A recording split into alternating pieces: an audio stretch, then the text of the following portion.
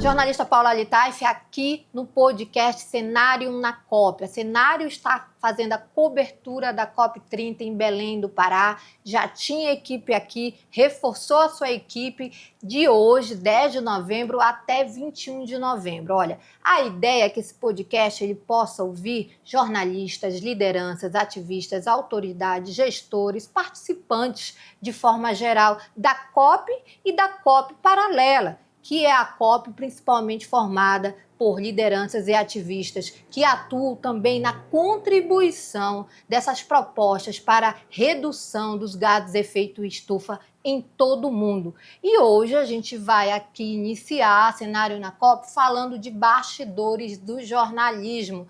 Aqui tem jornalistas da Amazônia, do Brasil e do mundo. Também muita polêmica sobre preço. E eu estou trazendo aqui o Fred Santana, jornalista da Cenário, que também atua em outros veículos socioambientais. E o Fred vai falar um pouco para a gente sobre várias polêmicas e também sobre o que de fato a COP pretende fazer, né? Aqui a COP30 especificamente é um evento anual, mas que a cada 10 anos, 5 anos, precisa emitir decisões e resultados concretos. Que pena que esses resultados aí, pelo menos no que diz respeito às grandes potências, os países desenvolvidos, eles acabam não cumprindo as suas promessas, hein, Fred? Prazer falar com você, Paula, a todo o público da Cenário. A gente realmente vê esse evento agora como uma tentativa de resposta. O mundo está numa emergência climática e ela bateu a porta de verdade, ela é uma realidade. A gente acabou de ver no sul do país um fenômeno natural que matou pessoas novamente, vem de uma estiagem recorde na Amazônia entre 2023 e 2024, vem das chuvas no Rio Grande do Sul em 2024. Então, assim, a emergência climática ela é uma realidade que se impôs e agora a gente precisa dar respostas. Viemos agora de uma cúpula do clima que deu uma sinalização positiva. Eu acho que saiu um ponto muito interessante a ser abordado, que a gente vai ver agora como ele se desenrola ao longo dessas 2 semanas. Eu acho que, apesar de todos os percalços da questão da hospedagem, da questão da polêmica envolvendo Belém e todas as ausências dos Estados Unidos, a gente tem tudo para ter uma cúpula que, de fato, possa, enfim, dar um andamento para essa questão de forma mais prática. É necessário que há uma cobrança mundial, uma cobrança da sociedade civil por ações concretas. E, a meu ver, existe um caminho que foi traçado para isso. Agora é ver como isso vai se desenvolver. Fred, a COP ela tem um objetivo geral, que a gente precisa explicar isso às pessoas que não só cobrem essas informações socioambientais, mas para quem nem sempre está tendo tempo para isso. Sim. Que é justamente emitir as chamadas contribuições nacionalmente determinadas, que são as famosas NDCs das COPs. Olha, gente, só para vocês entenderem, essas NDCs são as metas de cada país para reduzir as emissões de gases de efeito estufa e se adaptar às mudanças climáticas, que é real.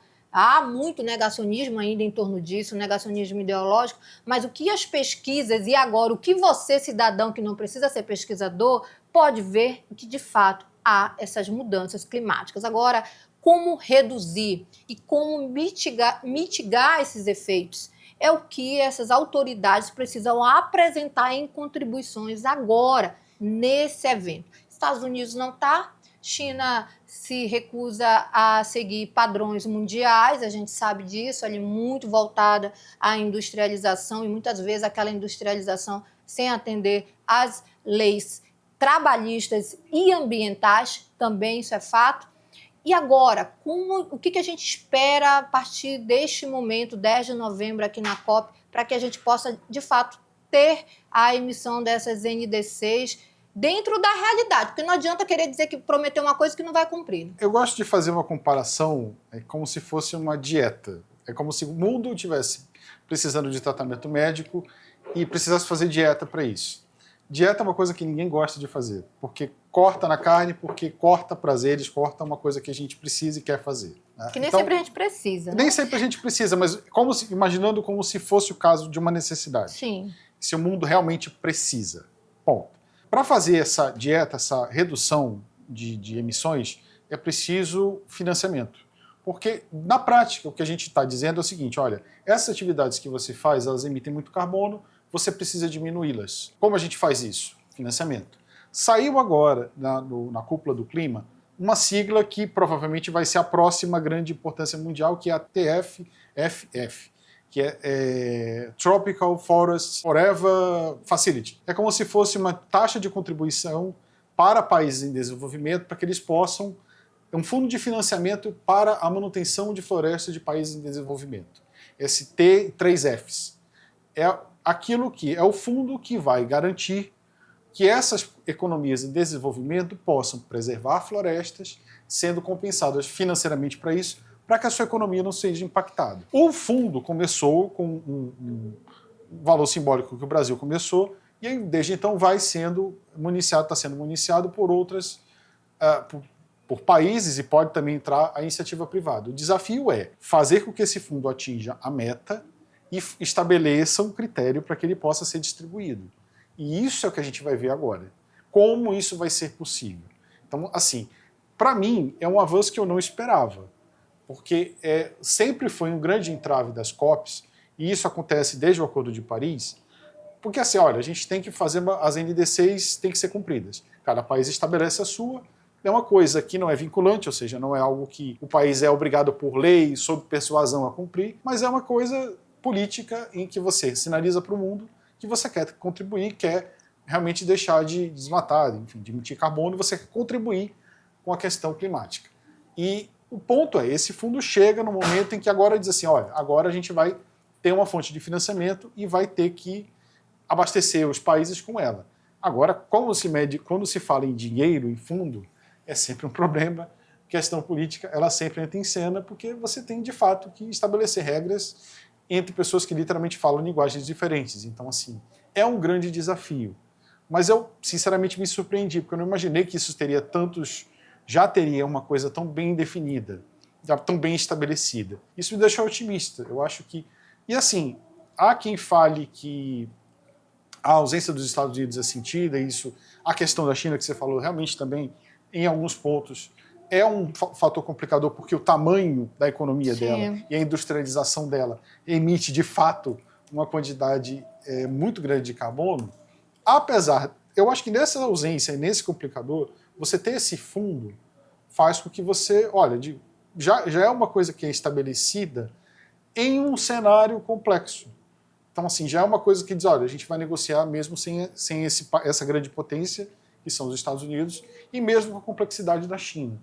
Então, eu acho que é o fator mais importante. Você saiu com alguma coisa concreta. A gente sai com uma coisa concreta e agora é trabalhar em cima disso para que isso produza efeitos práticos. Você está falando em taxa, Fred Santana, e é importante a gente falar sobre o que foi decidido na reunião da cúpula das lideranças aqui na COP, que é um evento pré-COP, e teve a informação e foi publicada oficialmente que há uma intenção, ainda não foi ali formalizada, de taxação sobre luxo, fortunas e aviação de 1,3 trilhão. E aí, dentro dessa ideia, eles querem aqui os pontos concretos no chamado roteiro de Baku a Belém. Só recapitulando, os pontos concretos de roteiro de Baku a Belém, que é a primeira, taxação de atividades poluentes e de luxo, taxa sobre aviação e transporte marítimo, imposto sobre transações financeiras, taxa sobre grandes fortunas e multinacionais de remissão e redirecionamento das diretrizes especiais de saque e também a revisão das políticas dos bancos multilaterais de desenvolvimento. Mas taxa.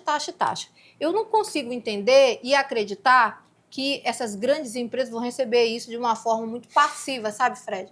A gente está falando de taxação de trilhões, né? Primeiro trilhão inicial, mas a longo prazo isso triplica, segundo aqui o que eles estão apresentando.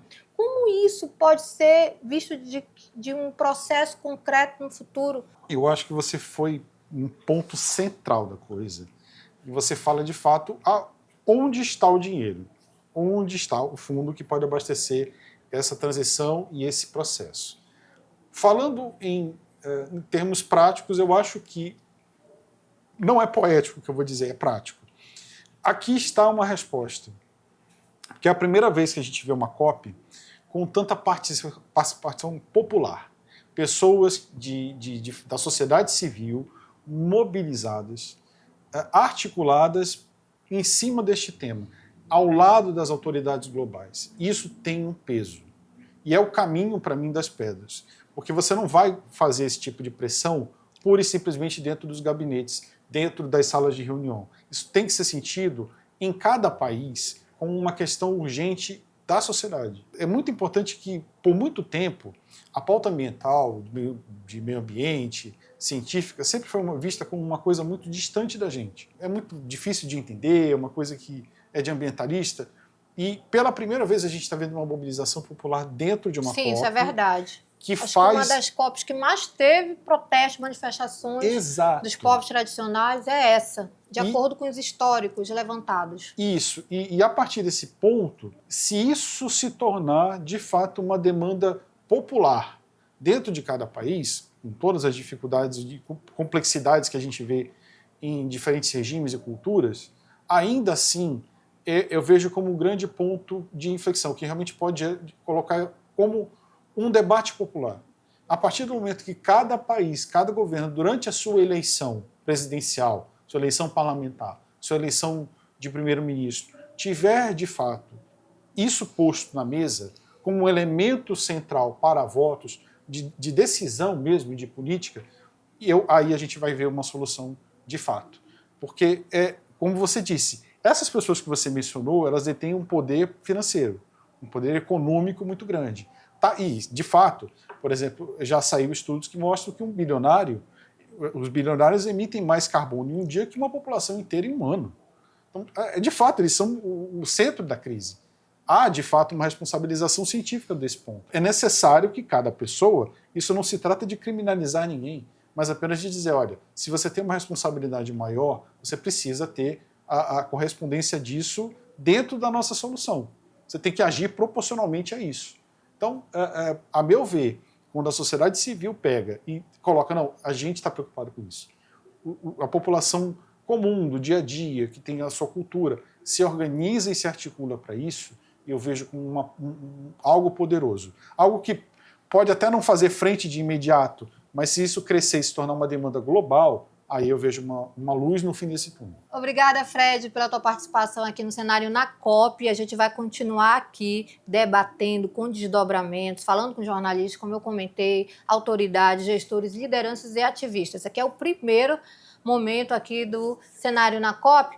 E a gente tem que falar também para onde vai esses grandes financiamentos desses fundos, hein? Está falando aqui da criação de um fundo para poder aí combater as mudanças climáticas. Quem vai ter acesso a esse fundo trilionário? E a gente vai falar aqui também no podcast Cenário na COP. A gente aguarda vocês. Estamos aqui no campo de pesquisa Emílio Gueldi, em Belém do Pará, que é uma das instituições científicas mais tradicionais e relevantes do Brasil e da Amazônia, dedicado à pesquisa, preservação e difusão do conhecimento sobre a biodiversidade e as culturas amazônicas.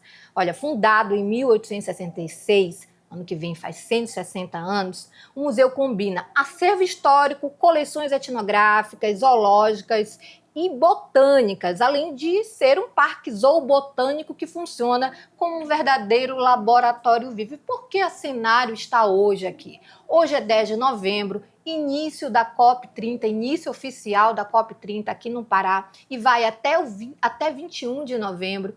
E nós da Cenário hoje estreamos o podcast Cenário na COP, com lideranças, com ativistas e também com gestores para falar sobre o que de fato a COP30 precisa debater, seja de forma interna, seja em seus eventos paralelos. E a gente está aqui no museu e já convido você para conhecer, se estiver em Belém ou quando não estiver, conhecer quando vier para cá. Mas se já estiver aqui na COP, já convido você a conhecer, porque olha, aqui no Museu Emílio Gueldi está ocorrendo o Espaço Chico Mendes e Fundação Banco do Brasil na COP30, uma programação paralela do evento que inclui temas e debates, entre eles o Encontro Nacional das Mulheres Extrativistas, Juventude das Águas e das Florestas e a COP30, Caminhos para a Justiça Climática e também um debate que eu achei bem interessante, também convido você a conhecer e vir participar, territórios de uso coletivo, povos indígenas, povos tradicionais e extrativistas, comunidades quilombolas e comunidades locais como estratégia central de combate à crise climática. E, claro, todo espaço, todo evento tem uma coordenação. Quem está coordenando essa iniciativa é a Carla Martins. Obrigada, Carla, por estar aqui conosco no Cenário Podcast na COP. E a gente tem assim a honra de receber Carla. Eu quero falar um pouco de Carla aqui para vocês que estão nos acompanhando. Carla Martins é atriz, produtora audiovisual, contadora de histórias, formada em artes cênicas e pós-graduada no Instituto Superior de Arte em Havana, Cuba, cofundadora do Circuito Fora do Eixo e Mídia Ninja, produz o Festival Internacional Pachamama, Cinema de Fronteira, produz o Festival Varadouro de Música e é a produtora oficial do filme Acreano Noites Alienígenas. A Netflix também teve em outras TVs por streamer. E um filme premiadíssimo, feito por pessoas do Norte, com atores também do Norte, que teve esse reconhecimento, inclusive internacional. A Carla também é articuladora do Comitê Chico Mendes, onde desenvolve projetos e atividades. É uma das coordenadoras do Matapi, Mercado Audiovisual das Amazônias, e integra o conselho da CONE, Conexão Audiovisual Centro-Oeste, Norte e Nordeste. Carla, obrigada mais uma vez e, principalmente, o quão é importante a gente falar sobre arte e cultura no momento de discussão climática, porque a gente percebe que o negacionismo ainda é muito amplo, não só no Brasil como no mundo, e falar de educação e cultura nesse momento, de fato, é uma forma da gente chamar as populações e também as autoridades para compreender como a cultura pode combater o negacionismo climático. Muito bem. Primeiro, obrigada, Paula. É uma alegria poder estar aqui conversando com você, enfim, estabelecendo essa conversa que vai aí ampliando o nosso pensamento e vai permitindo que a gente se conecte. De fato, eu acho que há uma necessidade muito grande da gente pensar que o que não é natural é cultural. Então, durante muito tempo, esse pensamento, eu diria até reducionista do que é a cultura, Sim, calcado somente nos fazeres artísticos, ele é pequeno para o lato sensu que é a cultura. Cultura como forma de vida, cultura como maneira de estar, cultura como possibilidade, enfim, tudo é cultura. Eu sempre arrisco que não, durante muito tempo foi Ministério da Educação e Cultura, e eu sempre disse que devia ser Ministério da Cultura e Educação, porque tudo isso tem um formato cultural na nossa sociedade. Então, é importante, quando a gente vem para uma conversa dessa, começar pensando sobre isso. Sobre isso de inicial logo, né? Porque tem gente que ainda se questiona, mas por que a gente está falando de COP, de mudanças climáticas, de crise climática, e a gente começa a falar de cultura? E eu queria que você me explique esse paralelo. Bom, quando a gente fala da COP, né, da Conferência das Partes do Clima, que é exatamente isso, né, dos integrantes, né, nos faz pensar muitas questões, né? O planeta vem vivendo um ritmo de crescimento e exploração absolutamente descontrolado. E isso foi gerando vários passivos. Passivos humanos, passivos sociais, passivos antropológicos, enfim, em várias medidas. E nós estamos chegando naquilo que, né, os cientistas chamam o turning point, ou ponto de não retorno. Sim. Quer dizer, a gente entrar num processo de savanização da floresta amazônica e, a partir desse processo de savanização, ela caminhar para a desertificação. Nós acreditamos, e eu diria que boa parte do movimento social pensa assim, que a solução dessa questão ela está em quem vive na floresta, dela e para ela. Durante muito tempo, esse pensamento da floresta como uma ileia, grande floresta intocada, de fato não nos ajudou a entender o que nós precisávamos fazer para que esse lugar realmente fosse a potência que ele é. Para o Brasil, a Amazônia representa quase 60% do território brasileiro. Está aí dividida em 9 estados, ainda que em alguns deles ela esteja também, como no caso do Mato Grosso do Maranhão, convivendo com outros biomas. Mas, de fato, é isso. Então, ou seja, 60% do território brasileiro, no nosso caso, ele é o grande ar-condicionado desse planeta. E quando junta com aquela chamada Panamazônia, que são todos os países que compõem essa grande floresta, a gente tem esse ar-condicionado para o mundo. A Amazônia não é o pulmão, mas ela é o grande ar-condicionado do planeta. É ela que refresca esse planeta. Então, todas essas ondas de calor intenso que têm acontecido, elas também são fruto desse impacto que tem sido dado na Amazônia. A ciência vai poder nos esclarecer isso em outra dimensão, mas eu diria que nós, quando vamos entendendo isso e fazendo um pensamento mais, eu diria, comum, para que todo mundo entenda, nós todos somos afetados pela crise climática. Nós todos estamos vivendo essa grande emergência climática. E nós todos podemos fazer alguma coisa por isso. E eu acho que a gente acaba pensando na COP como uma conferência das partes e dizendo os líderes vão resolver. É importante a gente pressionar os líderes, é importante a gente pressionar os governantes, mas é importante também o movimento social como um todo. E aí eu incluo todos os movimentos, inclusive a cultura, porque de fato a cultura também é um movimento social. Olhar e dizer o que é que eu tenho a ver com isso? O que é que isso significa no meu processo? Tem uma coisa que é relevante, importante para o Brasil, é entender o que significa a COP, né? Que não é para além do que está ali dentro daquelas, né, da Blue Zone, como os grandes debates, a cúpula dos líderes, tudo isso, a gente pensar o que a gente faz no dia 22 de novembro, um dia depois, quando a COP acabar. E eu acho que esse talvez seja o nosso grande desafio, é dizer o que a gente faz a partir da COP. A COP é só a plataforma do encontro, mas a plataforma de ação é lá que se é pensada aqui, em lugares como esse, né? Da gente estar olhando para tudo isso e dizendo assim, aqui tem gente que protege essa floresta, aqui tem gente que mantém essa floresta em pé. O processo remissivo maior que a Amazônia poderia ter, além, obviamente, da diminuição da emissão de gases e outras tantas coisas, seria o chamado replantio, ou regeneração, ou reflorestação. Quer dizer, nós precisamos plantar árvore. Nós precisamos, de novo, entender que plantar árvore, ter árvore em pé, ter adensamento de vegetação, contribui para que a gente mantenha a humanidade sobre a Terra. Carla, é importante a gente falar, dentro do que você comentou sobre essa relevância da cultura junto às mitigações dos efeitos da crise climática, junto aos povos tradicionais, porque o que se vê muito, uma grande xenofobia em torno dos povos amazônicos. Muitas vezes nos colocam como seres exóticos ou como se só ter floresta é algo ruim. Exemplo, eu sou amazonense do Amazonas. Quando eu vou a São Paulo, Rio, em algum congresso, é hoje ainda natural se ouvir: ah, lá só tem floresta, ah, lá só tem indígena. E eu ainda brinco, eu gostaria que se de fato só houvesse floresta indígena, para a gente seria maravilhoso, né? Porque a gente, inclusive, não só nos salvaria, mas salvaria o mundo disso. Mas não, hoje a gente já tem indústria, já tem toda ali uma urbanização, inclusive com derrubadas ilegais de árvores. Mas como se ter só isso fosse ruim.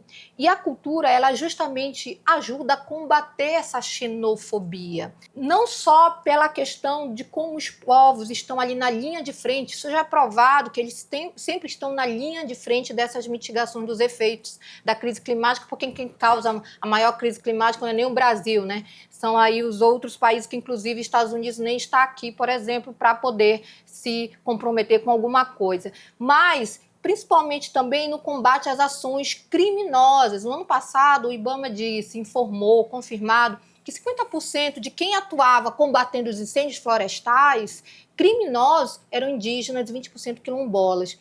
E a cultura, ela tem junto, ela precisa, mas ela já tem por si só esse poder de combater essa xenofobia e valorizar essas pessoas.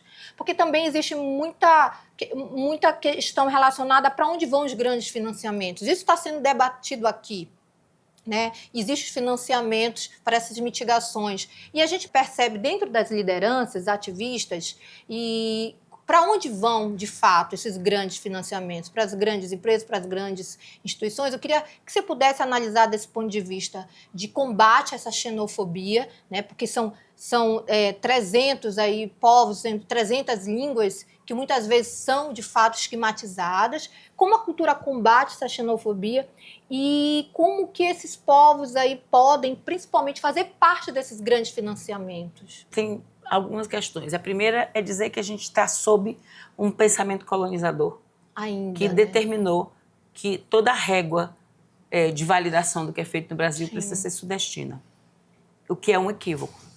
O que valida a potência de uma ação, uma atividade, é o próprio território onde ela está. De onde ela fala, claro, né? O que me valida é a minha força também no meu território. E durante muito tempo nós fomos educados a sair do território. Ah, você quer ser alguma coisa? Sim. E você falou que você nasceu no Amazonas. Eu nasci no Acre. Quando o Acre era um verbete no dicionário que dizia que ir para o Acre significava morrer por causa do ciclo da borracha. Então eu nasci neste lugar, né, um dos últimos territórios a ser considerado Estado no Brasil, Sim. um Estado que durante muito tempo esteve na mão por questões territoriais na Bolívia, vem para o Brasil a partir de uma guerra e de uma guerra financiada e, obviamente, de luta com as questões econômicas estabelecidas pela borracha. Então, esse lugar sempre foi considerado menos, porque a régua de progresso, ela diz assim, tem que morar no prédio, tem que ter um apartamento, tem que ter a casa própria, tem que ter o carro, tem que ter o dinheiro da viagem do final de ano, tem que o menino ir para a escola privada, tem que comprar a roupa da moda, tem que trocar o celular. Enfim, nós fomos condicionados a entender que o progresso ele se aliava a uma alta qualidade de consumo. Então, eu, para ser uma pessoa que estou dentro de um processo, eu diria, desenvolvido, eu tenho que ter um consumo altíssimo. Uhum. E isso foi desconstruindo tantas coisas que, por exemplo, hoje a medicina ela não dá cura, pouca coisa.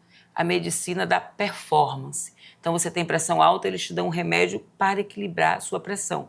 Mas eles não curam a pressão.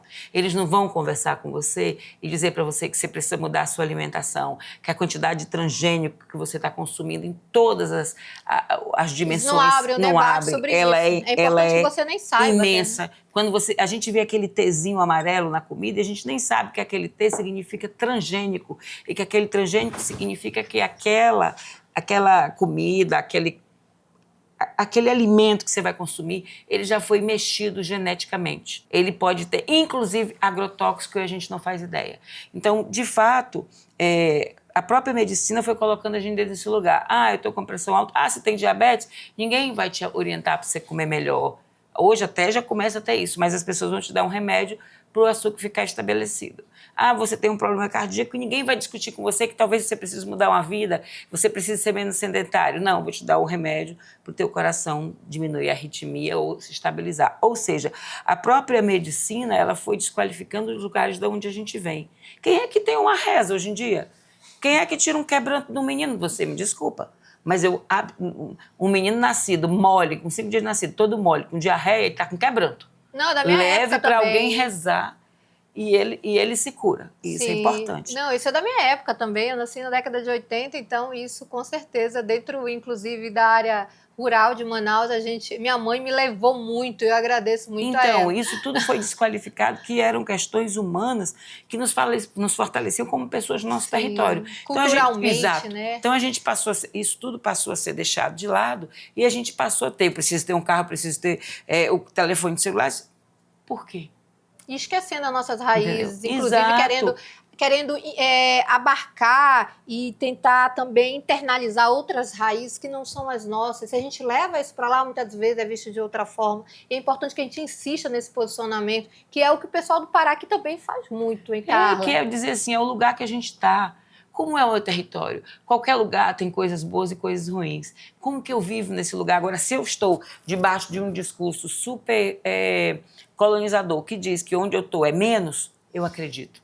Então, eu no menos quero mais. E aí você vai se desligando. Então, você começa a estabelecer paradigmas que são colonizadores mesmo. E a cultura, ela vai contrário a isso. Vamos lá para trás. Como é que um barco de gente cheia de doença venérea, coberto de piolho, não sei quanto tempo navegando, é mais educado e mais importante que uma quantidade de populações que vivem em pacificação com o território onde estão. Veja que a chegada portuguesa no Brasil, que as pessoas ainda insistem em chamar de descobrimento, ela é, na verdade, uma grande invasão, violenta, inclusive, de um pensamento cultural que estava nesse lugar. Talvez se a gente não tivesse sido invadido dessa forma, a gente tivesse um planeta de outro jeito. Mas essa invasão que chega e que diz que esses são civilizados. Então, os civilizados vêm de piolho, não sei quanto tempo em barco, com doença venérea, com uma série de coisas, sem comer direito, com escorbuto, com uma série de coisas, chegam aqui, encontram essa população que vive em harmonia com esse lugar e se acham no direito de matar, dizimar, porque são menos, porque não são interligados por um código letrado, que é absolutamente reduzido para aquilo que a gente tem como sabedoria. Me parece que, quando a gente está falando de COP, é como se a gente tivesse que dar muitos passos para trás para a gente poder ainda recuperar o que nos resta do planeta e da possibilidade de vida. É por isso que a gente insiste que cultura de floresta é caminho de futuro. E que, quando a gente escuta as populações tradicionais, tem uma delegação do Amazonas enorme aqui dentro do CNS. O Amazonas é um dos grandes participantes desse Conselho Nacional das Populações Extrativistas, né, que é o CNS, porque é um estado com muita densidade populacional dentro da floresta. Muitos extrativistas em várias dimensões, não só, hoje não pouquíssimos da borracha, mas muito mais, talvez, da castanha, dos óleos, enfim, das muitas potências que a floresta tem. Olha, cultura de floresta, cultura de futuro. Eu vou levar isso para a minha vida, tá, Carla? E falando justamente sobre a cultura de floresta, eu quero que você possa aqui também expor às pessoas, explicar como surgiu a ideia do Espaço Chico Mendes aqui no museu durante a COP, e o que ele vem trazer nos próximos dias para as pessoas que vão visitar, porque é aberto ao público, certo? Sim, totalmente aberto, né? Nós somos do Comitê Chico Mendes. Sim. O Comitê Chico Mendes, ele foi uma instituição criada. O Chico é fundador também do Conselho Nacional das Populações Extrativistas, fundado 2 anos antes da morte dele, né? Por ele e por diversos companheiros extrativistas do Brasil. No dia que o Chico foi assassinado, 22 de dezembro de 1988, os companheiros dele naquele dia tomaram a decisão que ficariam sempre juntos e que não deixariam o assassinato impune, né? E eles fizeram esse movimento até o julgamento e a condenação dos assassinos. Quando isso aconteceu, eles começaram a dizer: nós precisamos todo ano, no dia da morte do Chico, a gente estar junto para a gente celebrar que nós estamos ali, estamos resistindo e divulgando o que o Chico pensava e o que o Chico fazia. Nós sempre falamos que a bala matou o homem e nasceu o legado. Um legado de pensamento, um legado de olhar para essa floresta como um meio de vida, um legado de debate, discurso. O Chico foi um homem muito além do seu tempo. Sim. E isso é importante a gente entender, e isso desqualifica essa ideia do intelectual pensado a partir somente de um processo formativo acadêmico. Um intelectual orgânico, vindo deste lugar, que é esse que o Chico Mendes é, né? A gente, quando escuta os companheiros do Chico, a própria ministra Marina Silva, né? O Júlio Barbosa, presidente do CNS, e outros tantos, que as pessoas falam como o Chico falava em paz. Como é que uma pessoa começa a repercutir um movimento para impedir a derrubada com o próprio corpo? Chama os companheiros, crianças, mulheres, e vamos lá dizer: não derruba, vocês estão derrubando aquilo que é nossa sobrevivência. Isso chamava-se empate. O Chico é a primeira pessoa a pensar numa coisa chamada Aliança dos Povos da Floresta, que é o quê? A aliança entre todos os que habitavam na floresta em prol de mantê-la em pé. É do Chico também o conceito de reserva extrativista, estabelecido, os próprios amigos dele sempre contam, a partir da reflexão que ele fazia sobre as reservas indígenas. Ou seja, o Chico é um formulador e um intelectual do seu tempo, vindo de um lugar muito sem privilégios, com muitas dificuldades, mas que construiu um movimento muito importante. Então, em 2021, o comitê existe desde que ele foi assassinado. A filha mais velha dele, a Ângela Mendes, decide institucionalizar o comitê para que, a partir dessa institucionalização, nós pudéssemos fazer ações mais profundas, formativas dentro da floresta, formativas de comunicação, muitas coisas. E aí nós criamos o Comitê Chico Mendes institucionalizou. E aí, quando veio a COP, né, uma série de amigos do Chico, a própria Zezé Waz, da revista Chapuris, lá de Brasília, e companheira do Chico, começaram a dizer: nós precisamos repercutir o Chico Mendes, é importante. E nós começamos a pensar, de um universo de 1000 pessoas que o CNS está trazendo, deve ter 30, se tiver 30, credenciados para a COP, e mais ninguém. Então, isso é importante dizer. E o que a gente vai fazer com esse restante? Esse restante vem para cá, e esse restante conversa, e esse restante está ligado com o que está acontecendo, e esse restante vai estar produzindo debates, ideias e recomendações, eu diria, para que a gente realmente possa pensar numa remissão daquilo que está acontecendo na Amazônia. Porque isso é muito importante ser pensado. Então, esse espaço ele é para isso, é um espaço que tem debate todos os dias, tem mostra de filmes no final do dia, tem atividades culturais, tem um espaço imersivo onde você vê um filme em 4D sobre o Chico Mendes como uma epifania de chegada, tem uma feira da sociobiodiversidade, temos uma casa do seringueiro construída como ela era originalmente, temos a tenda multicultural onde acontecem os debates, os encontros e os shows e as atividades, eu diria, artísticas. E por que a cultura, né, interseccionaliza com isso aqui, não só todas as culturas, mas a cultura artística? Porque é a cultura que nos emociona, é a cultura que nos toca, traz a consciência, é a cultura que nos traz a possibilidade. Quando um artista de alta relevância começa a falar da importância cultural, isso ganha outra dimensão. E nós precisamos da mesma forma que o Chico faz uma aliança dos povos da floresta, nós precisamos pensar nas novas alianças. A cultura é uma nova aliança a ser feita, a ser pensada, a ser entendida. Ninguém muda um paradigma só por causa da ciência. A gente muda o paradigma porque a gente vive, porque a gente se emociona, porque a gente chora, porque a gente ri, porque a gente celebra, porque a gente se encontra. Isso é o que permite a mudança de paradigma. É a humanidade. Nós saímos de uma pandemia dizendo vai ser tudo melhor. E, na verdade, a gente tem uma série de pessoas super doentes, super deprimidas, um aumento das doenças psiquiátricas, um aumento das doenças emocionais, um aumento das doenças das grandes depressões, tudo isso. E a gente olha para isso e diz, como é que a gente anima? A gente anima com um espaço como esse. A gente anima aqui, a gente anima escutando uma quebradeira de babaçu cantando, a gente anima quando a gente ouve um seringueiro falando, eu fui companheiro do Chico, eu estou aqui e eu quero viver dentro dessa reserva, eu só quero condição de vida, de saúde, de educação com mais qualidade. Carla Martins, obrigada, Carla.